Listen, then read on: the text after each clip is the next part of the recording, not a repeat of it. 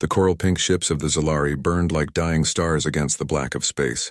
Captain Vela pressed her webbed hands against the control panel as another explosion rocked her vessel. Through the viewing screen, she watched her people's last fleet break apart under the endless assault of the Vorthak Empire. "Communications still working?" she asked her crew member, trying to keep fear from her voice.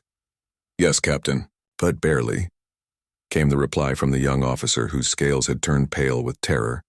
The Vorthak ships looked like giant insects made of metal and flesh. They moved through space with hungry purpose, their bioweapons tearing through Zalari shields like they were made of paper. For 3 years, the insectoid empire had swept across the outer rim, consuming every peaceful species in their path.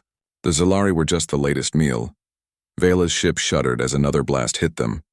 Warning lights flashed red across the bridge. They had maybe 10 minutes before their life support failed completely. "Send the distress signal," she ordered. "All frequencies. Emergency Protocol 7. Her communications officer's hands shook as he worked. "Captain, the Galactic Protectorate is too far away. Even if they receive our message, it will take months for them to send help." "Send it anyway," Vela said firmly. "Someone has to know what happened here. Someone has to remember that we tried." The message went out across the galaxy, carried by quantum waves that moved faster than light itself. It contained everything: their location, their desperate situation, and a plea for any civilized species to help them survive. The Zalari had always been peaceful. They grew beautiful gardens on their ocean worlds and created art that could make other species weep with joy. They had never hurt anyone. Now they were dying because they could not fight back. Light years away, in a small system on the edge of mapped space, something received their call. Admiral Chen Martinez sat in her command chair aboard the space station orbiting Pluto. Earth's deep space monitoring post was quiet most days. Humanity had only recently developed faster than light travel, and they were still learning how to use it properly. Most of the galaxy considered them too primitive to notice. "Admiral, we're picking up something strange," reported Lieutenant Johnson from his station. "It's a distress signal, but not from any human ship." Martinez straightened up. First contact protocols were clear. Observe, record, and report back to Earth Command. Do not interfere with alien affairs. Earth was too new to space travel to risk making enemies. "Put it on screen," she said. The translated message appeared in glowing letters. As Martinez read it, her face grew hard. The words painted a picture of genocide. Millions of innocent beings killed by an empire that saw other species as food. Images came with the signal, showing the destruction of beautiful worlds and the slaughter of families. "How far away are they?" Martinez asked. 17 light years, Admiral. The Vega sector." Martinez stared at the images of burning ships and dying aliens. She thought about the orders from Earth Command. She thought about following proper procedures and waiting for diplomatic approval. Then she thought about the children in those images. Children who looked different from humans but who were clearly afraid and helpless. "Johnson, how many ships do we have ready for deep space travel?" 16, Admiral. "The entire Third Fleet is here for training exercises." Martinez stood up from her chair. She knew this decision would probably end her career. Earth's leaders wanted to be careful, to avoid making enemies among the stars. But she had joined the military to protect innocent people, and it did not matter if those people were human or alien. "Send a message to all ship captains. Emergency deployment. We leave in 1 hour." "Admiral, shouldn't we contact Earth Command first?" Johnson asked nervously. "By the time Earth Command makes a decision, everyone in that system will be dead," Martinez replied. "Sometimes you have to do what's right, not what's safe." 1 hour later, 16 human ships jumped into hyperspace. They were not the largest ships in the galaxy or the most advanced. Human technology was still new and rough compared to the great civilizations that had been traveling between stars for thousands of years. But the ships were fast, and they carried crews who had grown up on a world where everything tried to kill them. Captain Rodriguez commanded the destroyer Revenge. As his ship traveled through hyperspace toward the battle, he studied what little information they had about their enemies. The Vorthak Empire used bioships, vessels that were part machine and part living creature. They were supposed to be very tough and fast. "What do you think, Captain?" asked his weapons officer. "I think they've never fought humans before," Rodriguez said with a grim smile. "That's going to be their first mistake." In the cargo holds of the 16 ships, human Marines checked their weapons and armor. These were men and women who had grown up playing sports where getting hurt was expected. They came from a planet where the weather could kill you, where earthquakes and hurricanes were facts of life. They had learned from childhood that the universe was not safe and that survival meant being ready to fight. Sergeant Williams cleaned her rifle as the ship jumped through space. Around her, her squad prepared for battle in their own ways. Some wrote letters to family back on Earth. Others sharpened knives or tested equipment. All of them knew they might not survive the next few hours. "Think we'll make it in time?" asked Private Chen. "We'll make it," Williams said firmly. "And when we get there, we're going to show these bug-eyed monsters what happens when you pick on someone smaller than you." The human fleet dropped out of hyperspace at the edge of the Zalari system. What they saw made even experienced soldiers angry. Hundreds of alien ships burning in space, escape pods floating helplessly while insectoid vessels hunted them down like sport. On the planets below, cities were on fire. Admiral Martinez opened communications to the entire system. Her voice was calm but carried a promise of violence. "Attention, Vorthak forces. This is Admiral Martinez of the Human Defense Fleet. You are committing genocide against a peaceful species. Stop your attack immediately and withdraw from this system." The response came quickly from the largest Vorthak ship. The alien voice was like insects buzzing, translated by the ship's computer. "Unknown primitive species. You interfere in Vorthak expansion. Your tiny ships are not welcome here. Leave now or be consumed like the others." Martinez looked at the tactical display. 400 enemy ships against 16 human vessels. The odds were terrible, but humans had never been good at backing down from a fight, especially when innocent people were in danger. "All ships, this is Admiral Martinez. We came here to stop a genocide. Those people down there are counting on us. I know the odds are bad, but we've faced worse. Remember, we're not here to win pretty. We're here to win." Across the human fleet, captains gave their own orders to their crews. These were not the polite, civilized orders of galactic naval tradition. They were the harsh, practical commands of a species that had learned to fight for survival on a world that showed no mercy. The first human ship moved toward the enemy formation. Behind it, 15 others followed in a loose formation that looked primitive to galactic observers. But the humans were not trying to look impressive. They were trying to kill their enemies as quickly and efficiently as possible. The battle for the Zalari system was about to begin, and the galaxy would never be the same. Commander Vorthak Prime Sketh watched the approaching human ships with something close to amusement. His massive bio-dreadnought floated in space like a living mountain, its hull pulsing with organic rhythms. Around him, 400 Vorthak vessels formed a deadly swarm that had conquered dozens of star systems. "These primitive ships dare to threaten us?" he hissed to his bridge crew. "Their technology is centuries behind ours. No energy shields, crude armor plating, and what appear to be chemical rockets for defense." His tactical officer studied the human formation. "They move strangely, Commander. Not like any galactic fleet we have encountered. Their positioning makes no sense according to standard battle doctrine." Sketh's mandibles clicked in dismissal. "They are primitives who have never faced real warriors. We will consume them quickly, then finish cleaning this system of the Zalari vermin." The human ships spread out as they approached, not maintaining the tight formations that galactic navies preferred. Admiral Martinez watched her tactical display from the bridge of the Indomitable. Each human captain was free to fight as they saw best, using their ship like a weapon in the hands of a skilled warrior. "Admiral, enemy ships are moving to surround us," reported her tactical officer. "Good," Martinez said calmly. "That means they're coming into range." The first exchange of fire lit up space with deadly light. Vorthak bioweapons lashed out at the human ships, energy beams that could melt through most galactic armor. But human ships did not fight like other galactic species. Instead of trying to stay at safe distances, they dove straight into the enemy formation. Captain Rodriguez felt his ship shake as enemy fire hit their hull. Damage reports flooded in. Hull breaches on 3 decks, weapons offline, life support failing in the rear sections. By galactic standards, his ship was critically damaged and should withdraw for repairs. Instead, he ordered his helmsman to ram speed directly at the nearest Vorthak cruiser. "Sir?" the helmsman asked, unsure he had heard correctly. "You heard me. Ram speed. If we're going down, we're taking one of them with us." The Revenge accelerated straight at the enemy vessel, her crew working frantically to repair weapons while racing towards certain death. Human engineering had one advantage over bioships. When humans built something, they built it to take damage and keep fighting. At the last moment, Rodriguez's weapons came back online.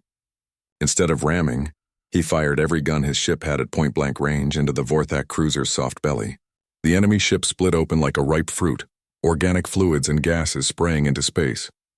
But the Revenge did not escape. Enemy fire tore through her hull, killing half the crew instantly. Rodriguez felt his ship dying around him, but he was not finished yet. All hands abandon ship, he ordered. Set the reactor to overload. We'll give these bugs something to remember us by. Across the battle, human ships fought with a savagery that shocked their enemies. Where galactic warfare was usually a polite exchange of long-range fire, humans closed to knife-fighting distance and began tearing enemy ships apart with concentrated firepower. The human destroyer, Yorktown, lost her main engines but continued, fighting with maneuvering thrusters, spinning like a deadly top while her guns never stopped firing. The cruiser Chicago had her hull torn open to space, but her crew sealed themselves in battle armor and kept fighting from exposed gun positions. Commander Susketh watched his tactical display with growing horror. His ships outnumbered the humans 25-1, but the primitive vessels were fighting like nothing he had ever encountered. They used their own damaged ships as weapons, ramming enemy vessels at full speed. Their crews fought to the death even when their ships were breaking apart around them. "Commander, we are losing ships faster than anticipated," his tactical officer reported with barely concealed panic. "These humans, they fight like animals." "Increase firepower," Sketh ordered. "Destroy them all." But the human ships were hard to destroy. Even when badly damaged, they kept fighting with whatever weapons still worked. And when they could not fight anymore, they exploded themselves rather than surrender, taking enemy ships with them in nuclear fire. Sergeant Williams felt her assault shuttle shake as it launched from the dying cruiser, Hampton. Her ship was falling apart, but the Marine boarding parties were not finished. Human doctrine was simple. If your ship was dying, take the fight to the enemy ship. "Listen up, Marines," she shouted over the noise of atmospheric breach alarms. "We're going to board that bug ship and show them what happens when you mess with innocent people." Her shuttle, along with dozens of others, raced toward damaged Vorthak vessels. Human Marines wore powered armor that turned them into walking tanks, and they carried weapons designed to kill efficiently in close combat. They had trained for boarding actions on the assumption that sometimes you had to fight your enemies face to face. The Vorthak had never faced boarding parties before. Galactic warfare was supposed to be civilized, fought at long range with clean energy weapons. The idea of alien soldiers cutting through your hull and fighting hand-to-hand inside your ship was terrifying. Williams and her squad cut through the bio-ship's hull with plasma torches and explosive charges. The interior was like being inside a living creature, with walls that pulsed and bled when damaged. The smell was terrible, but humans had evolved on a planet where terrible smells usually meant something was trying to kill you. The Vorthak crew they encountered were not prepared for close combat. They were tall, insectoid creatures with natural armor and sharp claws, but they had relied on their ships to do the fighting. When faced with humans in powered armor carrying weapons that fired metal slugs at hypersonic speeds, they broke and ran.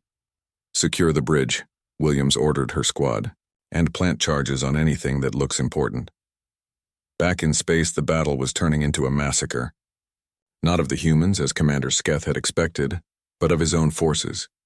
The primitive ships fought with a coordination that seemed impossible, each vessel covering others while they pressed home devastating attacks. The human flagship Indomitable had lost most of her armor and was bleeding atmosphere from dozens of holes, but Admiral Martinez refused to withdraw. Her ship had become the center of the human formation, directing the attack with cold precision. "Admiral, the Vorthak command ship is trying to retreat," her tactical officer reported.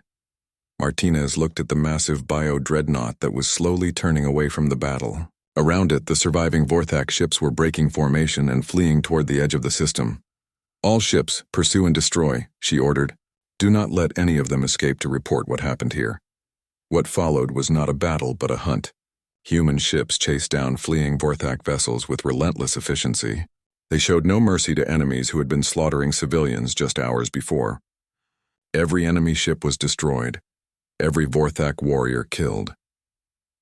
When the battle ended 6 hours later, space around the Zalari homeworld was filled with debris from 400 Vorthak ships. Not a single enemy vessel escaped to tell the tale. The human fleet had been reduced to 8 barely functional ships, but they had won a complete victory against impossible odds. Captain Vela of the Zolari watched from her damaged ship as human vessels moved through the wreckage, searching for survivors. She could barely believe what she had witnessed. These unknown aliens had arrived just in time to save her people, and they had fought with a skill and ferocity that defied understanding. Admiral Martinez opened communications to the surviving Zolari ships. Her voice was tired but kind. "This is Admiral Martinez of the Human Defense Fleet. The immediate threat has been eliminated. We are scanning for survivors and will provide whatever assistance you need." Vela responded with tears in her voice. "Admiral Martinez, we owe you our lives. Our species would have been extinct within hours if you had not arrived. Who are you? Where do you come from?" Martinez looked out at the debris field where her people had just proven that humanity could fight and win against any enemy. "We come from a world called Earth, Captain, and we believe that no species should have to face extinction alone." As human ships began rescue operations, word of the battle spread through quantum communications networks across the galaxy. An unknown species had destroyed an entire Vorthak fleet in a matter of hours. The age of human expansion had begun, though the galaxy did not yet understand what that would mean.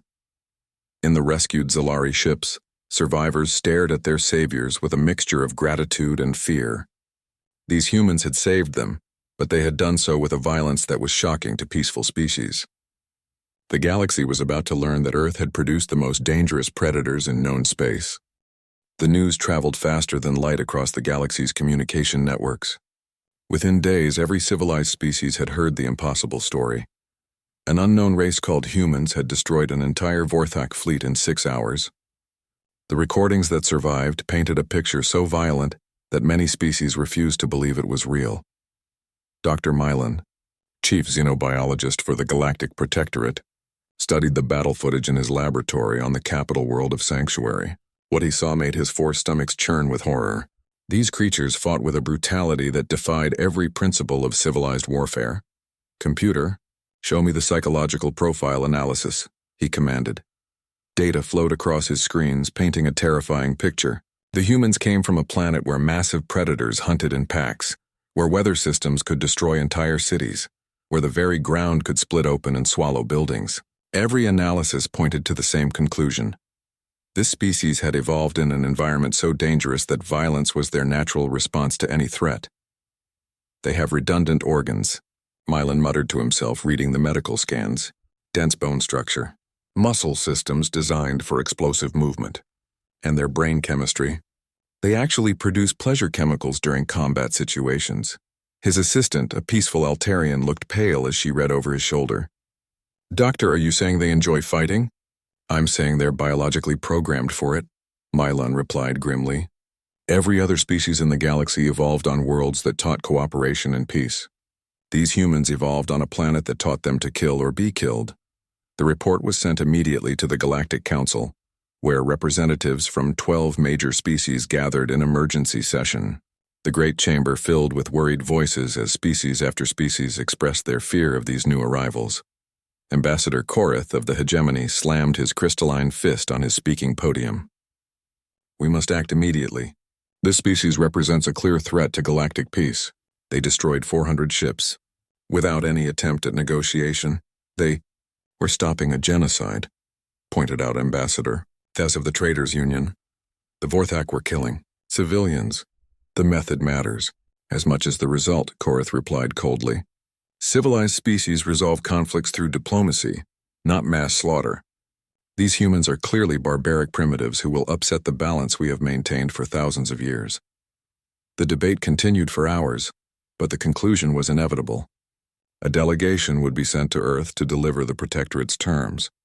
Humanity would submit to galactic authority, restrict their military capabilities, and accept guidance in proper civilized behavior. The alternative would be the full weight of the Protectorate's vast fleet. Ambassador Tylan of the Diplomatic Corps was chosen to lead the mission. He was considered the finest negotiator in galactic history, capable of convincing even the most stubborn species to see reason. His ship, accompanied by a small fleet as a show of force, made the journey to the Sol system. Earth's early warning satellites detected the approaching ships long before they arrived. President Sarah Kim called an emergency meeting of Earth's leadership in the United Nations building in New York. The Great Hall filled with representatives from every nation, all struggling to understand what humanity had stumbled into. "The aliens are requesting permission to enter our system," reported General Harrison, head of Earth's Space Forces. "They claim to represent something called the Galactic Protectorate and want to discuss our recent actions." President Kim looked around the room at the faces of Earth's leaders. Fear and uncertainty were written on every face. Humanity had just taken its first steps into galactic politics, and already they were facing the threat of war with a civilization that controlled thousands of star systems. "What do our intelligence reports tell us about this protectorate?" Kim asked. Admiral Martinez, recently returned from the Zalari rescue, stood to address the assembly. Her uniform was still scorched from battle, and she bore the weight of command that came from leading soldiers into deadly combat. "Madam President, based on our interactions with the Zalari and the data they've shared, the Galactic Protectorate controls approximately 10,000 star systems.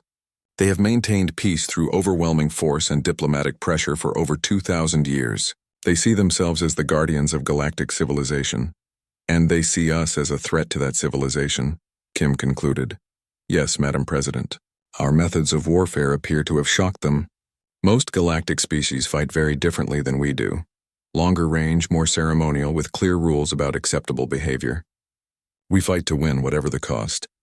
The alien delegation arrived at Earth 3 days later. Ambassador Tylen's ship was beautiful in the way that galactic technology tended to be. Smooth curves, elegant lines, and systems so advanced they seemed almost magical.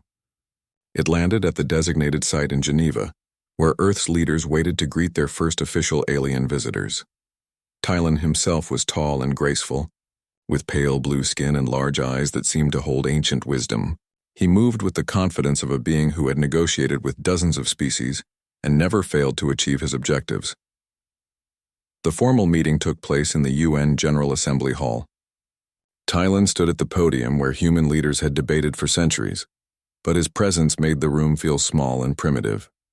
When he spoke, his voice carried the authority of a civilization that had ruled the stars since before humans had discovered fire. "Leaders of Earth," he began, "I bring greetings from the Galactic Protectorate and our 12-member species.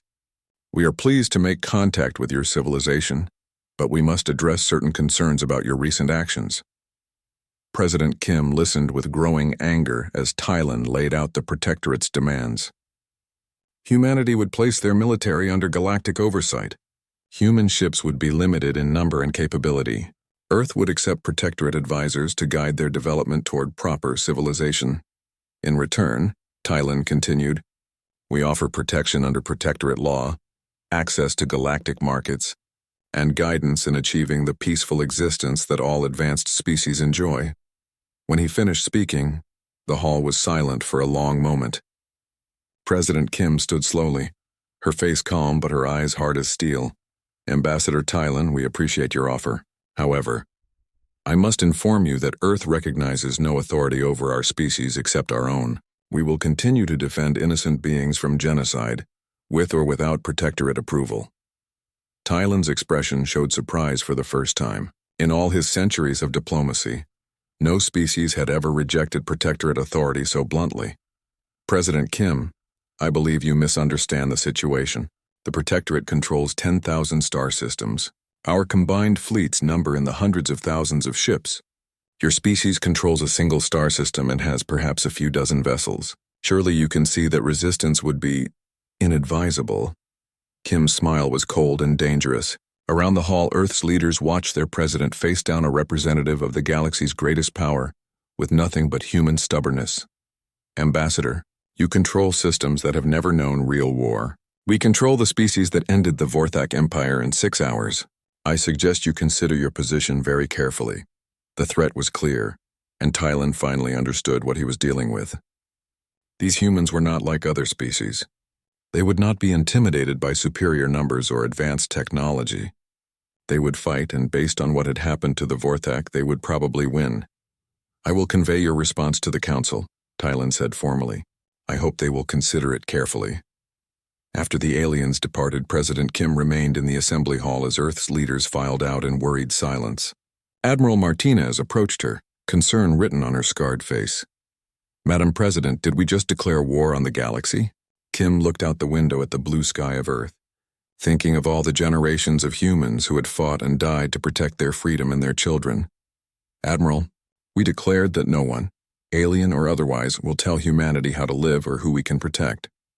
If that means war, then we'll show them what our species does to bullies." As if summoned by her words, emergency alerts began flashing on communication screens throughout the building. Somewhere in the outer rim, a new threat was emerging.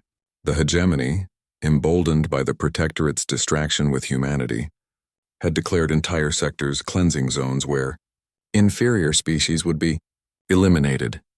Millions of innocents were about to die while the galaxy's leaders debated proper procedures. Earth's response was swift and uncompromising. Within hours, Admiral Martinez received orders to mobilize the entire human defense fleet for the largest military operation in their species' history. 200 ships would leave Earth's shipyards, carrying the best and most dangerous warriors humanity could produce. The galaxy was about to learn what happened when you threatened innocence while humans were watching. The age of gentle diplomacy was ending, and the age of human justice was about to begin. Admiral Martinez stood on the bridge of the U.S. Indomitable, watching the largest fleet humanity had ever assembled prepare for battle. 200 ships floated in formation around Earth's moon, their hulls gleaming with fresh armor, and their weapon systems humming with deadly purpose. Each vessel carried crews who had volunteered for what many considered a suicide mission. The hegemony's advance fleet had been detected at the Kepler Junction, a strategic point that controlled access to 12 star systems. If they were not stopped there, millions of innocent beings would die in the cleansing that Admiral Xanth had promised. The galactic community watched and debated, but humanity had already made its choice. "Fleet status report," Martinez ordered. Her tactical officer consulted his displays. "All ships report ready for combat operations, Admiral. The new upgrades are functioning within normal parameters." Those upgrades represented 6 months of frantic work by Earth's best engineers. Using technology shared by grateful Zalari survivors, human ships now carried improved shields and communication systems. But the real improvements were in weapons and tactics. Humanity had learned from every battle they had fought.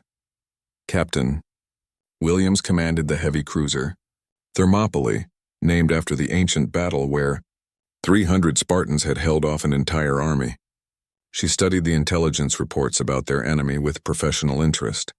The hegemony was different from the bioships of the Vorthak. These were traditional warships with heavy armor and advanced weapon systems. "What do you think, Captain?" asked her weapons officer, Lieutenant Torres. "I think they've studied our previous battles and believe they're ready for us," Williams replied. "They're wrong, but they don't know that yet. The human fleet used the 3-day journey to the Kepler Junction to drill and prepare. Unlike the rigid hierarchies of galactic navies, human crews trained together as teams. Officers ate with enlisted personnel, and everyone from admiral to newest recruit contributed ideas for tactics and improvements. Sergeant Rodriguez, now commanding a Marine battalion aboard the assault ship Normandy, gathered his troops for a final briefing. These were volunteers from every nation on Earth, united by a simple belief that innocent people deserved protection from those who would harm them. "Listen up. Marines," he said, looking out at faces that showed no fear despite the odds they faced. "The enemy outnumbers us 10 to 1. They have better shields, heavier armor, and more advanced weapons, but they've made one critical mistake." "What's that, Sergeant?" asked Corporal Chen. Rodriguez smiled grimly. "They think this is going to be a fair fight." The hegemony fleet waited at the Kepler Junction in perfect formation. Admiral Xanth commanded from his flagship, Dominion, a massive dreadnought that could destroy planets if necessary. Around him, 2,000 ships formed precise battle lines that had been used successfully for centuries. "Admiral, we're detecting hyperspace signatures," reported his sensor officer. "Multiple contacts approaching from the Sol vector." Xanth studied the tactical display with satisfaction. The humans were coming exactly as predicted, and they were bringing their entire fleet to be destroyed in one decisive battle. After this, Earth would submit or burn, and the galaxy would return to proper order. "How many ships?" he asked. 200, Admiral. Significantly larger than their previous deployments. Xanth nodded approvingly. "They seek to overwhelm us with numbers. A crude strategy, but typical of primitive thinking. All ships prepare for combat operations. We will end this human threat once and for all. The human fleet dropped out of hyperspace at the edge of the Kepler system, and immediately, the differences in their approach became apparent. Instead of forming traditional battle lines, they spread out in a loose formation that looked chaotic to galactic observers. Each ship moved independently, while maintaining perfect coordination with its neighbors. Admiral Martinez opened communications to the enemy fleet. Her voice carried across space with quiet authority. Admiral Xanth of the Hegemony, this is Admiral Martinez of the Human Defense Fleet. You have declared your intention to commit genocide against innocent species. This ends now. Withdraw your forces immediately. Xanth's response was filled with contempt. Admiral Martinez, you command 200 primitive vessels against the finest fleet in galactic history. Your species has already proven it cannot be trusted with freedom. Surrender now, and your people may survive as subjects of the hegemony. Martinez looked around her bridge at the faces of her crew. These were people who had grown up on a planet that taught hard lessons about survival. They understood that sometimes violence was the only language that bullies understood. Admiral Xanth, you have just made the last mistake your civilization will ever make. The battle began with a thunderous exchange of fire that lit up the darkness between stars. Hegemony ships fired from long range with precise targeting, their energy weapons designed to disable enemy vessels cleanly and efficiently. It was civilized warfare as the galaxy understood it. The human response was anything but civilized. Instead of matching the enemy's long-range fire, human ships accelerated directly toward the hegemony formation. They moved like a pack of wolves closing on prey, each vessel covering others while they closed to knife-fighting range where their weapons would be most effective. Captain Williams watched her tactical display as enemy fire hammered her shields. The Thermopylae shuddered under the assault, but human engineering was designed for exactly this kind of punishment. Her ship had been built to take damage and keep fighting. Range to target? She asked. 15,000 kilometers in closing, Captain. Good. Prepare for ramming speed. Her bridge crew exchanged glances but followed orders without question. Human tactics had been refined through months of combat experience, and every crew member understood their role in the deadly dance they were about to perform. Admiral Xanth watched the human advance with growing concern. These ships were not behaving like any enemy he had ever faced. Instead of trying to preserve themselves, they seemed eager to close with his superior forces and engage in close combat. Concentrate fire on the leading ships, he ordered. Destroy them before they can reach effective range. But the humans had learned from previous battles. Their ships moved in coordinated patterns that made targeting difficult, and when one vessel was damaged, others immediately moved to cover it. They fought as a single organism with 200 parts, each supporting the others. The first human ship reached the hegemony line and demonstrated why galactic species feared close combat.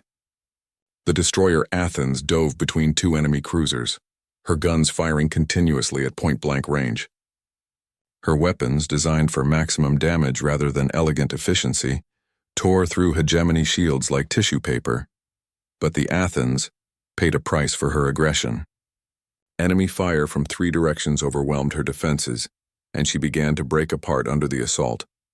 Instead of retreating, her captain ordered ramming speed toward the nearest enemy ship. The collision was spectacular. Both ships died in a ball of nuclear fire that lit up the battle zone. But the human crew had achieved their objective. They had opened a hole in the enemy formation for other ships to exploit. Captain Williams brought the Thermopylae through that gap like a sword thrust, her heavy weapons reducing a hegemony battleship to scrap metal in seconds. Behind her, other human ships poured through the breach, turning the elegant enemy formation into a chaotic melee. Sergeant Rodriguez felt his assault ship shudder as it launched from the Normandy toward a damaged hegemony cruiser. Around him, his Marines checked their weapons one final time.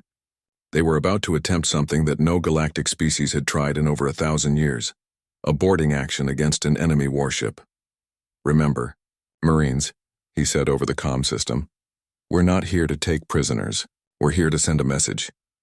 The boarding pod struck the enemy ship's hull like metal rain, cutting through armor with shaped charges and plasma torches. Human Marines poured into the alien vessel wearing powered armor that turned them into walking tanks. The hegemony crew they encountered had never faced anything like this. Galactic warfare was supposed to be clean and distant, fought with energy weapons from safe ranges. The idea of enemy soldiers cutting through your ship and fighting hand-to-hand in your corridors was terrifying. Rodriguez's squad moved through the alien ship with practiced efficiency. Their weapons fired metal slugs that punched through alien armor, and their movements showed the coordination of predators who had hunted together for years. Within minutes, they had secured the ship's bridge and were planting demolition charges on critical systems. Across the battle zone, human ships continued their relentless assault. They showed no regard for their own safety, using damaged vessels as weapons and fighting with a coordination that seemed telepathic. When the cruiser Gettysburg lost her main engines, she used maneuvering thrusters to position herself as a shield for other ships while her guns never stopped firing. Admiral Xanth watched his perfect formation dissolve into chaos as human ships tore through, his lines like predators through a herd. These creatures fought with a savagery that made his trained warriors recoil in horror. They seemed to become more dangerous when wounded, more determined when cornered. The Grand Armada assembled at the edge of known space, a sight that had never been equaled in galactic history. 50,000 ships from every member world of the Protectorate formed a fleet so massive it could be seen with the naked eye from neighboring star systems. At its head sailed the Eternal Triumph, flagship of Fleet Admiral Quintanus, the greatest military mind the galaxy had ever produced. Quintanus stood in his command center, studying holographic displays that showed the disposition of his vast fleet. He had spent 6 months preparing for this moment, gathering ships and crews from across the galaxy for one purpose: to end the human threat once and for all. "Admiral, all fleet elements report ready for hyperspace transit," his chief of staff announced. Quintanus nodded grimly. He took no pleasure in what was about to happen, but the humans had forced this confrontation. Their victories against the Vorthak and hegemony had shattered the balance of power that had kept the galaxy peaceful for millennia. Either they would submit to proper authority or they would be destroyed. "Begin the jump to Sol," he ordered. "It's time to end this madness." On Earth, humanity prepared for the greatest battle in their history. Admiral Martinez stood in the war room beneath the Rocky Mountains, surrounded by Earth's military leadership. Holographic displays showed the approaching enemy fleet. 50,000 ships against the 500 vessels that humanity could deploy. "Final status report," Martinez requested. General Harrison consulted his tablets. "All defensive platforms are online. The lunar bases are fully operational. Our fleet is assembled in the asteroid belt, using the terrain to maximum advantage." Those 6 months had not been wasted. Using technology shared by rescued alien species, Earth's shipyards had worked around the clock. Human engineers had taken alien innovations and improved them with human ingenuity, creating ships that were deadlier than anything the galaxy had seen. President Kim addressed the assembled commanders via secure communication from the orbital defense station. Her face was calm, but her eyes held the determination that had carried humanity through every crisis in their violent history. "Ladies and gentlemen, we face extinction today. The galaxy's greatest power comes to our home to force us into slavery or death, but they have made a critical error. They have given us time to prepare." She paused, looking at the faces of people who had volunteered to die for their species' freedom. "Our ancestors faced impossible odds before. At Thermopylae, at Stalingrad, at countless forgotten battlefields where humans stood against overwhelming force. Today, we stand not just for Earth, but for every species that values freedom over safety, justice over submission." The Grand Armada dropped out of hyperspace at the edge of the Sol system, and Admiral Quintanus immediately understood that something had changed. Human space was no longer the primitive backwater it had been 6 months ago. Automated defense platforms floated throughout the system, their weapons trained on his approaching fleet. The asteroid belt had been turned into a fortress, with gun emplacements hidden among the rocks. "Admiral, we're detecting multiple fleet elements," his sensor officer reported.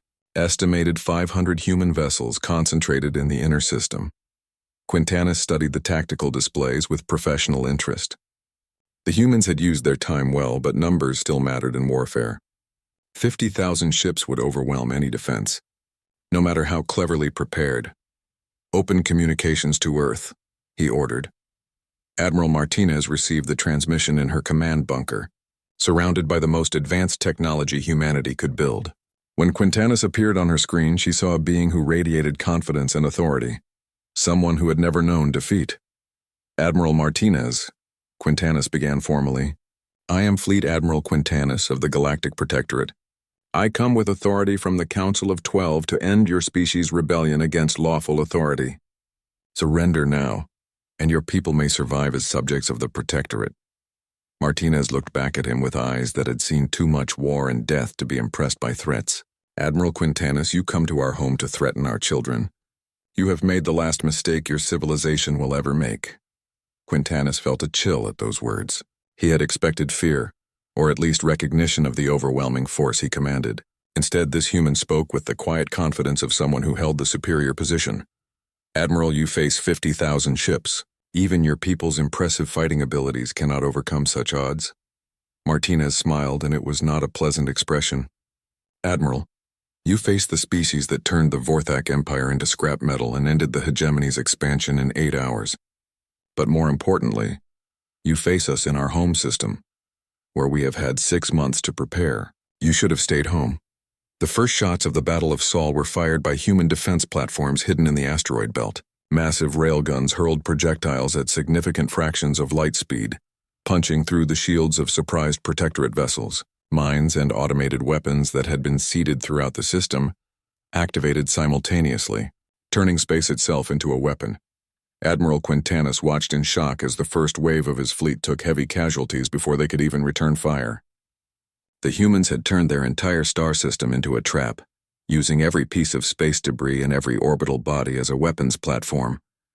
All ships, advance in formation, he ordered. Clear those defenses and advance on Earth. But advancing through the Sol system was like moving through a meat grinder. Human defenses had been designed by people who understood that their enemy would have superior numbers and technology. Every asteroid belt was mined, every piece of space debris was a potential bomb, and hidden weapons platforms fired from unexpected angles. The human fleet waited in the inner system, using the gravitational fields of planets and moons to their advantage. Admiral Martinez commanded from the Indomitable, her flagship surrounded by the most advanced warships humanity had ever built. All ships, execute Plan Omega, she ordered. The human fleet split into hunting packs that moved through the solar system like wolves through a forest. They used the terrain to their advantage, hiding behind planets and moons before striking at isolated enemy formations. Jupiter's massive gravity well became a weapon, pulling damaged Protectorate ships into the gas giant's crushing atmosphere. Captain Rodriguez, now commanding the heavy cruiser Defiance, led his squadron in a desperate attack on a Protectorate battle group near Mars. His ships were outnumbered 20-1, but they fought with the coordination of predators who had learned to hunt together. All ships close to ramming range, he ordered. Show them what happens when you threaten Earth. The human ships dove into the enemy formation like bullets, their weapons firing continuously at point-blank range.